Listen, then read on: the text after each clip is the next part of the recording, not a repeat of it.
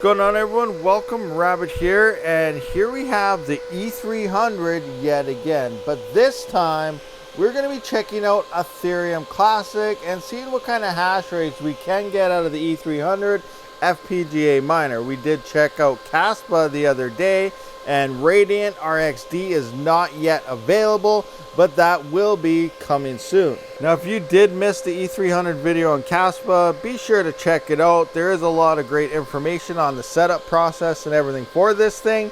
And I feel once the Caspa ASICs do get nailed on the network in about a month and a half's time, these things won't be looking so hot because the ASICs are in the terahashes, where this was hanging out around 17.9 gigahash. Now, moving forward, Radiant is not yet here, but I think that's probably going to be the next major move from Caspa onto Radiant to make these things, to stay in the profitability. But right now, Caspa is the most profitable coin for this.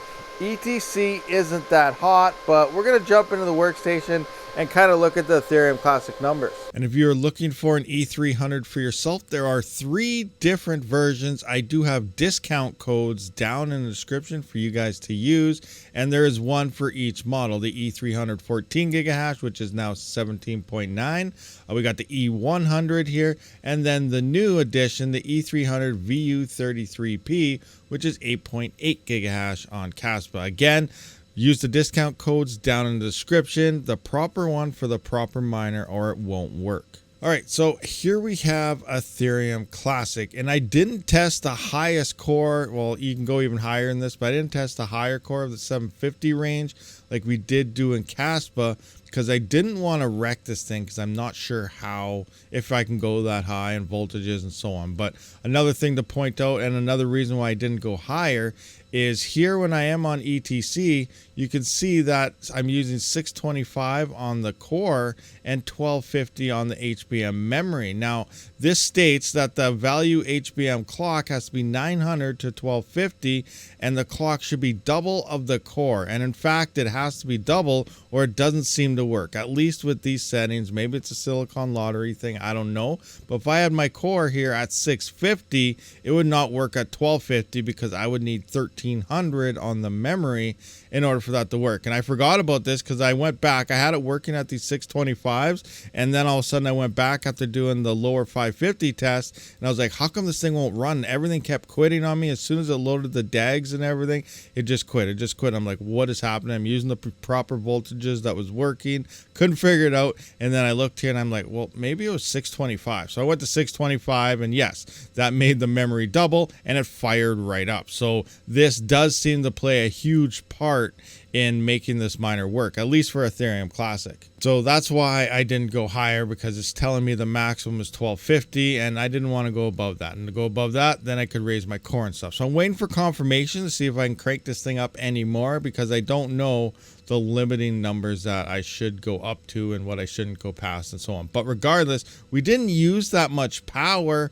and it didn't get that warm on my highest settings here. But let's look at the numbers now. So here I have ETC on the FPGA. So at 650 clock here, memory I was running. Okay, that's a mess up here, right here. Bam. So put that memory back in there. So memory was 1250 on them all. My core millivolts was 660, and in this case, FPGA 2 actually needed more, where in Caspa I actually had this one running a little lower. But in this case, it would keep quitting on me anything lower than 680. So I had to run 680 millivolts on that.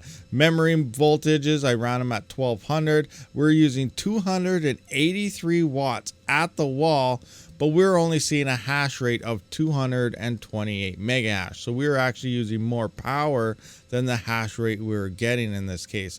If you want to work this out to like a GPU, for example, a 3060 Ti is like 61 megahash, 133 watts or something at the wall. This was 76.3 megahash at about 94 watts. So we're still a lot better than a GPU and ETC, and there's still a lot of GPUs actually mining Ethereum Classic, believe it or not. But we do have obviously much better hardware out there like Jazz miners and Ipalos. But if ETC explodes in the future, we still have a very good option that is better than a GPU for Ethereum Classic. Now moving on to the next setting here, this is the other one. I went to lower value 550 core, same memory. Obviously here, because our core is 100 lower, I could drop all the voltages down to 600 and we seem to be stable. It won't let me go below 600, so maybe that's a limiting factor here. I tried 580, it just wouldn't go to 580. Again, 1200 millivolts on the memory. We were using 242 watts, but we did lose hash rate by dropping that core down to 201 mega hash. That works out to be 67.14 mega hash per FPGA at 80 watts per FPGA, because there are 3 of them in this E300. Okay, and one more thing here. I know you guys are going to ask the question. No, this does not mine ZIL. I tried it. I went and used this for this ETC test in eZIL.me, and I used Crazy Pool because they had a timer. And right when the ZIL round came, this did start to reload the DAG, and it lost the DAG and everything. It did not work. It would not load that DAG size in time, and it just rebooted. So I just removed ZIL completely. It would not make it in time for the ZIL round, so I'm going to go with no, this is not a ZIL miner. Now maybe if I use the Apollos where it preloads the DAGs, maybe that would work, but this thing seems to take quite a bit longer to load ETC than it did for Caspa. It was almost like 5-8 minutes or something. I don't know. It was a little while though, so I think it would miss the ZIL round completely unless it started very early, which is what a lot of pools do. But for now, I'm going to have to go with this does not mine ZIL. And I actually still have my ZIL address in here, so I should just get rid of that. Bam! Actually, I'm not even mining ETC on it. I'm still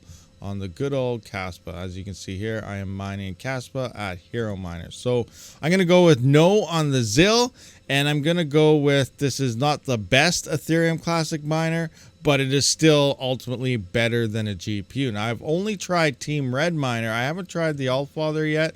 That does work with Caspa and ETC, so maybe it may work better in one of these coins. So I'll try that out, and if I do see some type of improvements, then I will do an update. But if it looks like it's about the same, then I guess, you know, we don't really have to worry about it. But let me know what you guys think down in the comment section below. All right, guys, so there we have it. Ethereum Classic E300, not the greatest piece of equipment out there for ETC. We have Apollos that can help us out for that. Jazz miners, you know, hanging out over there that can do that just fine, way better than this. So currently, yes, this thing is 100% bought for Caspa.